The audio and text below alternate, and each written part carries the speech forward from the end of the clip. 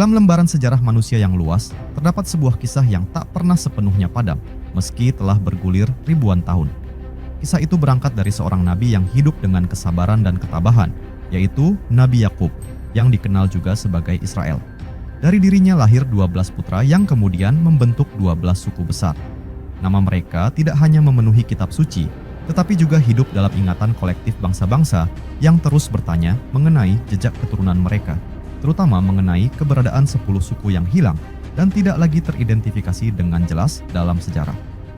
Dalam pandangan Islam, kisah ini tidak hanya mencatat perjalanan sebuah keluarga, tetapi mengandung pelajaran mendalam tentang takdir yang menuntun bangsa manusia dari satu ujian ke ujian lain. Perjalanan itu dimulai ketika Nabi Yakub tumbuh sebagai pribadi yang memiliki hubungan kuat dengan Tuhannya. Beliau diberkahi keturunan melalui istrinya, kemudian lahirlah putra-putranya yang menjadi awal terbentuknya 12 suku. Para putra itu tumbuh dengan karakter yang berbeda, sebagian penuh kelembutan, sebagian memiliki sifat keras, sebagian bijak, sebagian penuh ambisi, tetapi semuanya memiliki peran masing-masing dalam perjalanan panjang keluarga besar itu. Di antara mereka, Yusuf menonjol karena keindahan akhlak dan mukjizat yang dianugerahkan oleh Tuhan. Kisah Yusuf begitu masyhur dalam Islam karena memuat rangkaian kehidupan manusia yang diliputi ujian, pengkhianatan, kesabaran, keteguhan, dan akhirnya kemenangan bagi orang yang tetap memegang keimanan. Ketika saudara-saudara Yusuf dilanda rasa cemburu, mereka merencanakan sesuatu yang kelak menjadi titik awal perubahan besar bagi keluarga mereka. Yusuf dibuang ke dalam sumur, dijual sebagai budak, lalu dibawa ke Mesir. Dari negeri inilah takdir besar 12 suku itu bermula. Mesir pada masa itu merupakan pusat kebudayaan yang kuat, tempat di mana Tuhan menunjukkan kuasanya melalui perjalanan Yusuf, yang dari seorang budak akhirnya menjadi pemimpin penting dalam pemerintahan. Saat kelaparan melanda negeri lain, saudara-saudara Yusuf datang ke Mesir dan akhirnya keluarga besar itu berkumpul kembali setelah terpisah sekian lama. Inilah awal mula tinggalnya keturunan Israel di negeri Mesir. Generasi pertama menikmati kedamaian karena kedudukan Yusuf yang begitu dihormati, tetapi masa itu tidak berlangsung abadi. Ketika Yusuf wafat dan generasi yang mengenalnya telah tiada, penduduk Mesir mulai memperlakukan bangsa Israel dengan penuh kecurigaan. Mereka dipandang sebagai ancaman karena jumlah mereka terus bertambah, sehingga para penguasa Mesir berusaha menekan mereka dengan kerja keras dan perlakuan kejam. Inilah masa kelam yang kemudian menjadi panggung kelahiran Musa, seorang nabi yang sangat penting dalam sejarah Islam dan sejarah manusia secara keseluruhan. Musa lahir di tengah kondisi penuh bahaya, ketika aturan penguasa Mesir memerintahkan agar seluruh bayi laki-laki dari keturunan Israel dibunuh. Namun Tuhan melindungi Musa sejak kecil. Ia dihanyutkan dalam peti kecil di sungai, ditemukan oleh keluarga istana, dan justru dibesarkan oleh keluarga musuh kaumnya. Tetapi, semua itu merupakan bagian dari rencana besar yang kelak akan membebaskan bangsa Israel dari penindasan yang panjang. Musa tumbuh sebagai pribadi yang memiliki pandangan tajam dan keberanian untuk membela yang tertindas. Setelah melalui rangkaian perjalanan yang penuh mukjizat dan ujian, ia kembali ke Mesir sebagai utusan Tuhan untuk membebaskan kaumnya. Setelah melalui berbagai tanda kekuasaan Tuhan yang diturunkan kepada Fir'aun dan pengikutnya, Musa berhasil membawa bangsa Israel keluar dari Mesir. Perjalanan panjang melalui padang pasir ini menjadi landasan utama bagi pembentukan identitas mereka sebagai 12 suku yang dipimpin oleh aturan ilahi. Dalam Islam, diceritakan bahwa ketika mereka memerlukan air di tengah kehausan, Musa diperintahkan untuk memukulkan tongkatnya ke batu dan memancarlah 12 mata air. Masing-masing mata air menjadi milik satu suku, sehingga tidak terjadi perselisihan. Kisah ini menggambarkan betapa kuatnya struktur sosial 12 suku itu dan bagaimana mereka dipandu langsung oleh Tuhan melalui Musa. Namun perjalanan mereka tidak selalu mulus. Banyak di antara mereka yang masih membawa kebiasaan buruk dari masa penindasan, termasuk sifat keras kepala dan enggan mengikuti perintah. Berkali-kali Musa mengingatkan bahwa ketaatan adalah jalan menuju keselamatan, tetapi banyak dari mereka yang terjatuh pada kesalahan yang sama. Meskipun begitu, Tuhan tetap mengutus para nabi setelah Musa untuk membimbing mereka. Kehadiran nabi demi nabi membuktikan bahwa keturunan Israel memiliki peran penting dalam sejarah pewahyuan. Setelah melewati masa Musa, suku-suku itu memasuki masa ketika mereka harus menata kehidupan di tanah yang dijanjikan.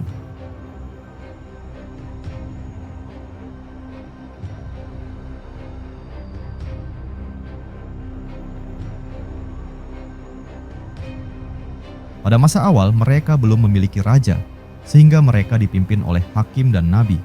Namun seiring berjalannya waktu, mereka meminta seorang pemimpin yang memegang kekuasaan politik. Tuhan kemudian memilih Talut sebagai pemimpin yang memimpin mereka dalam pertempuran besar melawan kaum yang menindas. Dari kelompok ini kemudian muncul Daud, seorang pemimpin yang kuat dan adil yang memerintah dengan hukum Tuhan dan membangun fondasi kekuasaan yang lebih mapan. Setelah Daud, Sulaiman memimpin mereka dengan kebijaksanaan yang menakjubkan, membangun bait ibadah yang sangat agung dan memperluas wilayah kekuasaan dengan ketenangan serta kedamaian. Namun, kejayaan itu mulai memudar ketika Sulaiman wafat. Perpecahan yang sebelumnya terpendam mulai muncul ke permukaan. 12 suku itu terpecah menjadi 2 kerajaan besar. 10 suku membentuk kerajaan utara, sementara 2 suku lainnya bertahan di selatan. Perpecahan ini mengakibatkan kelemahan yang dimanfaatkan oleh bangsa-bangsa lain. Kerajaan utara diserbu oleh kekuatan asing, warganya ditangkap, dibawa pergi, dan disebarkan ke banyak wilayah yang jauh dari tanah asal mereka. Dari sinilah muncul istilah 10 suku yang hilang, sebab setelah masa penawanan itu, tidak ada lagi catatan yang jelas mengenai mereka. Mereka tercerai-berai, melebur ke dalam berbagai bangsa, dan tidak lagi tercatat sebagai kelompok yang memiliki identitas khusus. Sementara itu, 2 suku di selatan tetap bertahan lebih lama, meski akhirnya mereka juga mengalami penaklukan dan pengasingan.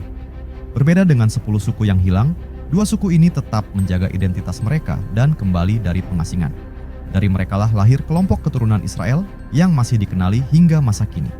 Dalam pandangan Islam, peristiwa hilangnya 10 suku itu bukan sekadar tragedi manusiawi, melainkan gambaran tentang hukum Tuhan bagi sebuah kaum yang terlena dalam perpecahan dan kelalaian. Seiring waktu, para ahli sejarah dan para penjelajah mulai mencari jejak 10 suku itu. Banyak teori bermunculan, mulai dari dugaan bahwa mereka menyebar ke Asia Tengah, Persia, hingga India, sampai dugaan bahwa mereka berbaur dengan masyarakat yang kemudian membentuk berbagai komunitas lokal di timur. Namun, semua itu tidak pernah terbukti secara mutlak.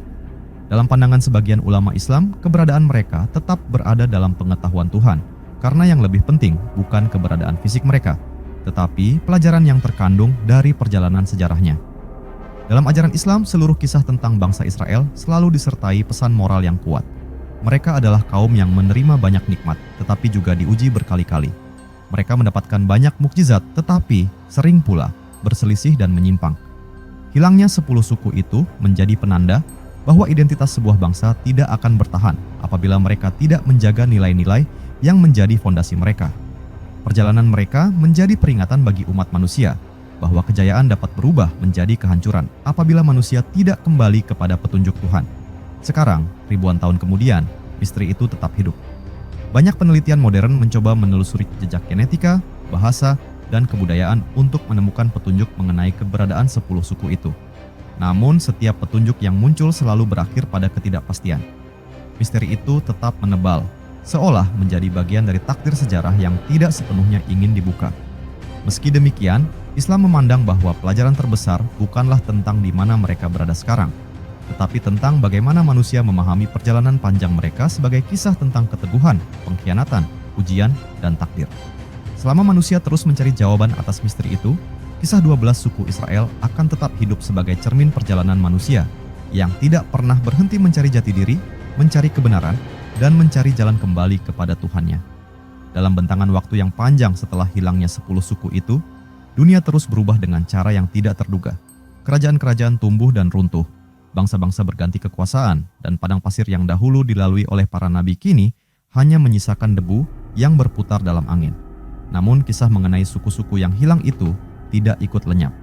Kisah itu terus hidup dalam cerita, dalam bayangan para pengembara, dan dalam hati para pencari sejarah yang mencoba menghubungkan masa kini dengan masa ribuan tahun yang telah berlalu. Dalam tradisi Islam sendiri, misteri ini tidak dianggap sebagai teka-teki yang harus diselesaikan, melainkan sebagai serpihan sejarah yang menyimpan hikmah tentang perubahan zaman. Konon, ketika 10 suku itu diasingkan dari tanah mereka oleh sebuah kekuatan besar yang datang dari utara, mereka dibebaskan ke wilayah-wilayah luas yang belum pernah mereka kenal sebelumnya.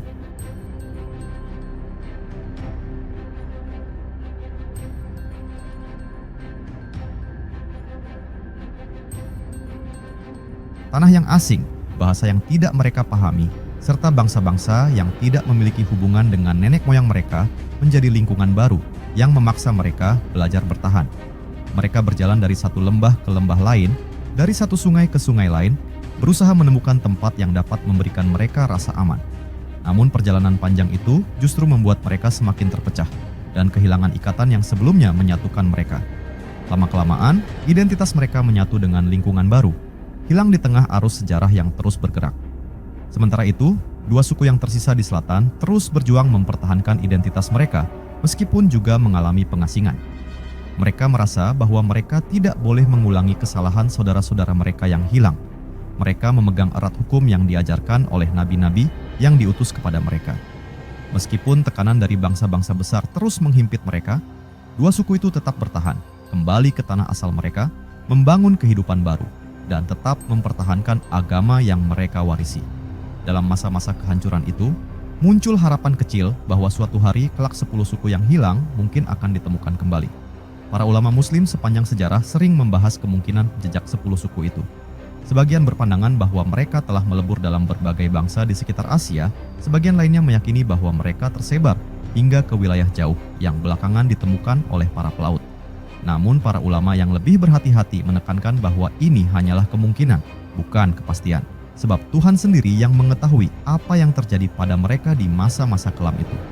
Islam tidak menekankan keberadaan mereka sebagai satu kelompok yang harus ditemukan kembali, melainkan menekankan pesan moral dari kisah mereka. Sebab dalam setiap generasi, manusia cenderung mengulangi kesalahan yang sama jika mereka tidak belajar dari sejarah. Di tanah Arabia, sebelum datangnya masa Nabi Muhammad, terdapat tradisi lisan yang menyebut bahwa beberapa kabilah kuno di wilayah timur pernah bertemu dengan kelompok yang diduga sebagai keturunan dari suku Israel yang hilang. Kelompok ini dikatakan memiliki ciri khas dalam cara mereka berdoa, dalam cara mereka menjaga makanan tertentu, dan dalam cara mereka menghormati sabda Tuhan. Namun, mereka sudah tidak lagi menyebut diri mereka sebagai bagian dari keluarga Israel. Mereka hanya menyebut bahwa nenek moyang mereka berasal dari wilayah jauh di sebelah barat dan bahwa mereka telah lama meninggalkan tanah asal mereka karena peperangan yang membuat mereka terusir selama beberapa generasi. Cerita itu menjadi salah satu dari sekian banyak legenda yang sulit dibuktikan, tetapi tetap hidup di tengah masyarakat. Hingga kini, beberapa bangsa masih merasa bahwa mereka memiliki keterkaitan dengan suku-suku yang hilang itu. Namun, dalam pandangan Islam, pencarian ini tidak dianggap sebagai sesuatu yang harus dilakukan, karena tidak ada kewajiban untuk menemukan suku-suku tersebut.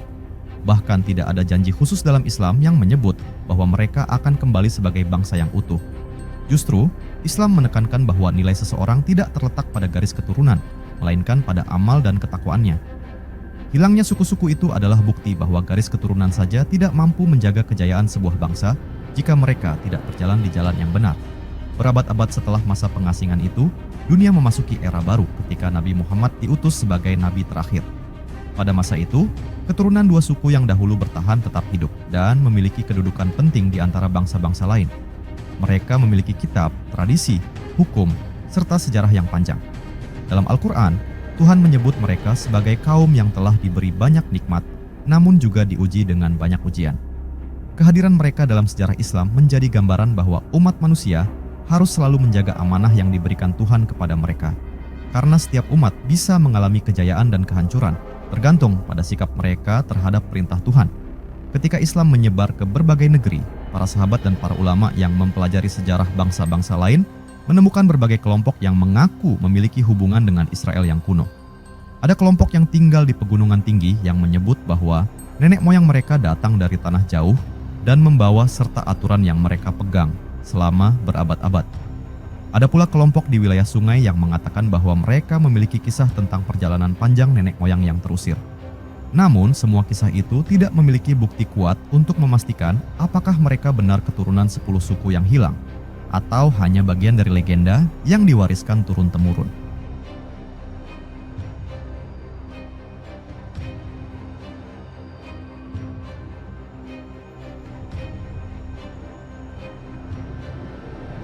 Meski demikian, perjalanan yang tak pernah jelas itu justru memperkaya misteri tentang suku-suku tersebut.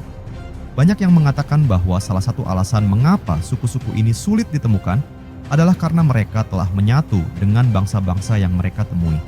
Mereka menikah dengan penduduk lokal, mengadopsi bahasa setempat, berubah mengikuti adat baru, dan akhirnya menghilang sebagai kelompok yang memiliki identitas khusus. Hal ini sejalan dengan perspektif Islam yang memandang bahwa manusia pada akhirnya akan bercampur dalam keluarga besar umat manusia. Misteri besar itu terus hidup hingga sekarang.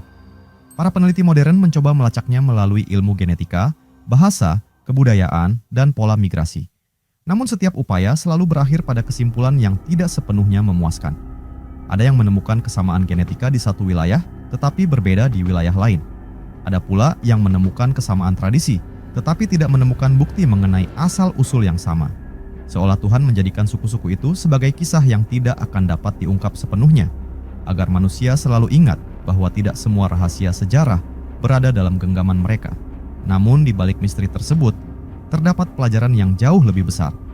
Pelajaran bahwa bangsa manapun, sekuat apapun mereka di masa lalu, dapat lenyap dari panggung sejarah apabila mereka tidak menjaga persatuan dan keimanan. Pelajaran bahwa perpecahan adalah awal dari kehancuran.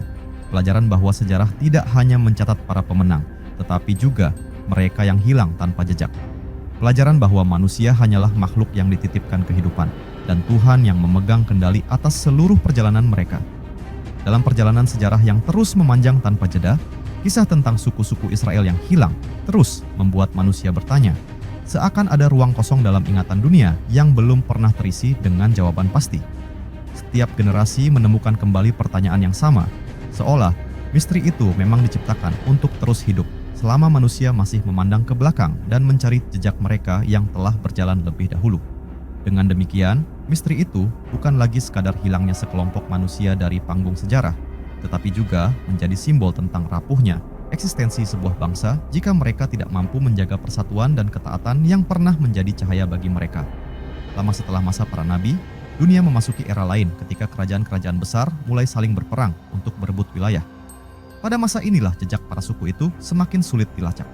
Mereka yang dahulu tersebar mungkin berpindah dari satu kerajaan ke kerajaan lain, mengikuti arus zaman yang berubah sangat cepat. Beberapa kisah kuno menyebut bahwa sebagian kelompok yang berasal dari pengasingan itu pernah mencapai wilayah yang jauh di utara, tempat di mana musim dingin begitu panjang dan hutan-hutan seakan tidak memiliki ujung. Mereka tiba di sana dengan membawa ingatan samar tentang tanah yang telah lama mereka tinggalkan dan hukum yang pernah menjadi pedoman hidup leluhur mereka. Namun di negeri baru itu, mereka akhirnya melupakan sebagian besar ajaran yang dahulu mereka junjung tinggi. Dalam catatan lisan yang sulit diverifikasi, ada pula kisah yang menyebut bahwa beberapa kelompok yang terpecah melintas ke wilayah selatan, menuju daerah di mana sungai-sungai besar mengalir dan tanahnya subur. Mereka yang selamat dari berbagai peperangan menetap di wilayah itu dan hidup berdampingan dengan masyarakat lokal. Tetapi, lambat laun mereka tidak lagi mempertahankan identitas sebagai bagian dari suku Israel. Mereka berubah menjadi bagian dari masyarakat baru, melupakan nama nenek moyang, melupakan jejak yang pernah mereka bawa, dan akhirnya menjadi bangsa yang sudah jauh dari akar mereka. Di sisi lain, di wilayah yang jauh di timur, beberapa pedagang yang melakukan perjalanan panjang pernah menceritakan bahwa mereka menemukan kelompok masyarakat yang memiliki kebiasaan mengikuti aturan makanan tertentu, menghormati hari tertentu, dan memiliki cerita tentang nabi-nabi yang terdengar mirip dengan kisah para nabi dalam tradisi Israel. Namun, kelompok itu sendiri tidak lagi menyebutkan asal-usul mereka secara jelas. Mereka hanya mengatakan bahwa nenek moyang mereka datang dari barat dan mengalami petualangan panjang yang penuh kesedihan. Cerita ini menjadi salah satu potongan mozaik misteri yang ikut menyumbang pada banyaknya dugaan dan teori tentang di mana 10 suku itu berada. Seiring dunia terus berubah, misteri ini tidak pernah benar-benar pudar. Pada masa kekuasaan Islam yang pertama, para ilmuwan dan penjelajah Muslim mulai mengumpulkan berbagai kisah dari daerah asing. Dalam perjalanan mereka melintasi padang pasir yang luas, gunung yang tinggi, hingga hutan yang lebat, mereka mendengar banyak cerita tentang kelompok-kelompok yang mengaku sebagai keturunan lama yang tercerai-berai dari tanah yang berada jauh di sebelah barat.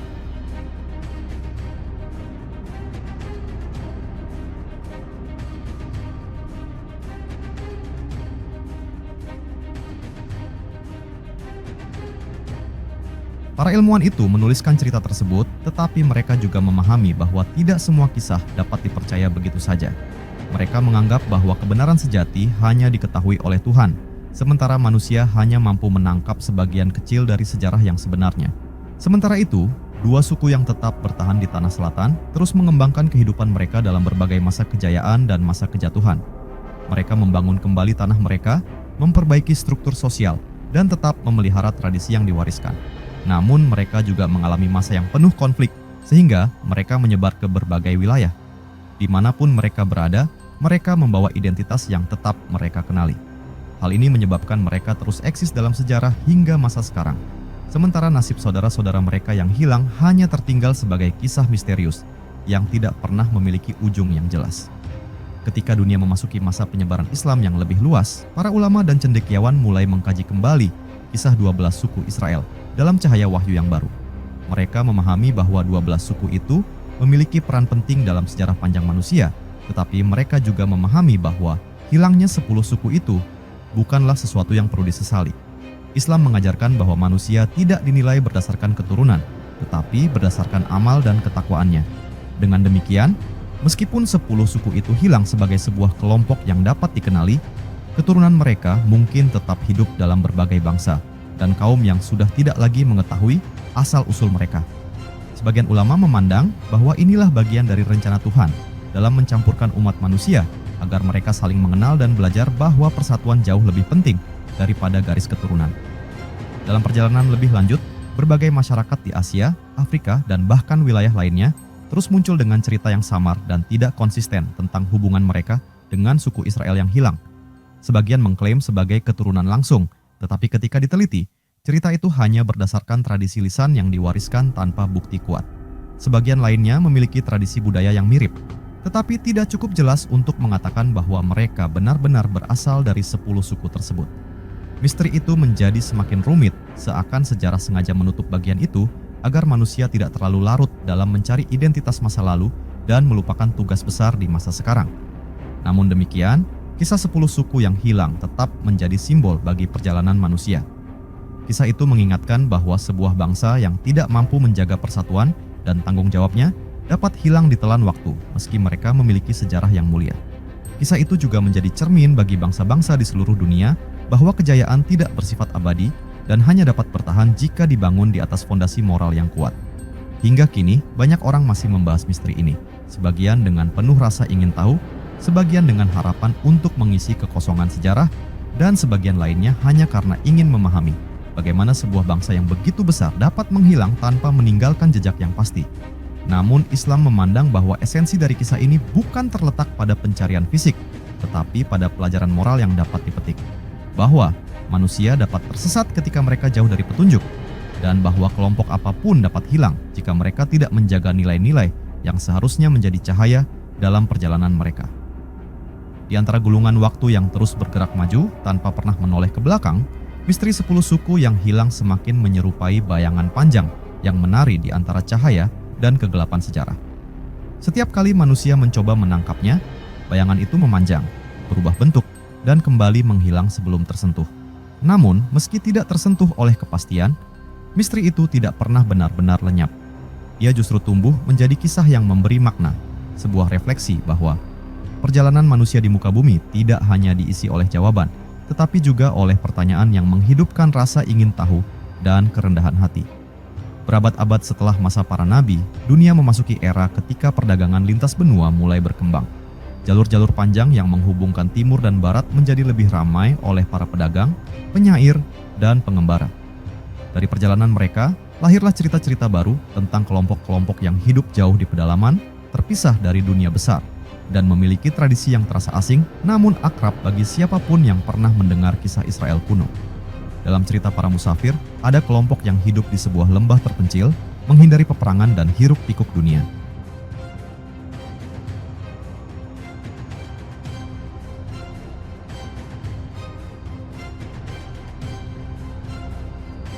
Mereka memiliki aturan makan yang ketat, memiliki kisah tentang nenek moyang yang terusir, dan mengenal nama-nama kuno yang mirip dengan nama-nama dalam keluarga Israel.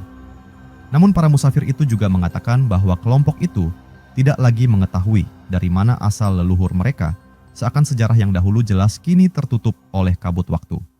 Pada masa kejayaan kekhalifahan Islam yang membentang dari timur hingga barat, para ilmuwan mulai menulis ensiklopedia besar yang memuat kisah-kisah bangsa asing. Dalam beberapa catatan lama, terdapat tulisan mengenai kelompok yang hidup di wilayah pegunungan tinggi.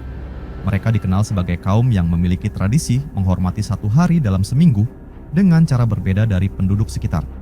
Mereka juga menjaga beberapa aturan makanan yang tidak dijelaskan oleh adat setempat.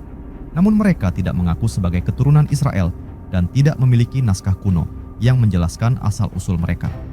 Para ilmuwan Muslim hanya mencatat keberadaan itu tanpa menyimpulkan apapun, karena mereka menyadari bahwa sejarah terlalu luas untuk diringkas dalam satu kesimpulan. Sementara itu, di belahan dunia lain, muncul legenda tentang kelompok pejuang yang gagah berani. Mereka dikatakan memiliki simbol bintang berujung 6 yang diukir pada perisai mereka. Masyarakat sekitar menyebut bahwa mereka berasal dari bangsa yang telah lama hilang. Namun, legenda itu memiliki banyak versi dan saling bertentangan satu sama lain. Sebagian menganggap bahwa kelompok tersebut hanya menciptakan simbol itu secara kebetulan. Sebagian lain meyakini bahwa mereka memang memiliki hubungan dengan leluhur Israel kuno. Tetapi seperti banyak cerita lain, legenda itu tidak mampu menjawab pertanyaan besar yang selama ribuan tahun menghantui sejarah. Di wilayah yang jauh dari peradaban besar, ada pula kabar tentang masyarakat yang menyebut bahwa mereka memiliki leluhur yang datang dari tanah barat setelah mengalami kekalahan dalam peperangan besar. Mereka membawa sedikit sekali benda-benda keluarga, sebagian berupa potongan kayu tua, sebagian berupa lembaran kayu tipis yang telah rusak, dan sebagian berupa cerita yang disampaikan dari satu generasi ke generasi berikutnya. Cerita itu menyebut tentang perjalanan panjang melalui padang pasir, gunung, dan sungai. Namun kisah itu begitu samar sehingga sulit untuk memastikan apakah mereka merupakan bagian dari 10 suku itu atau hanya kelompok yang mengalami peristiwa serupa.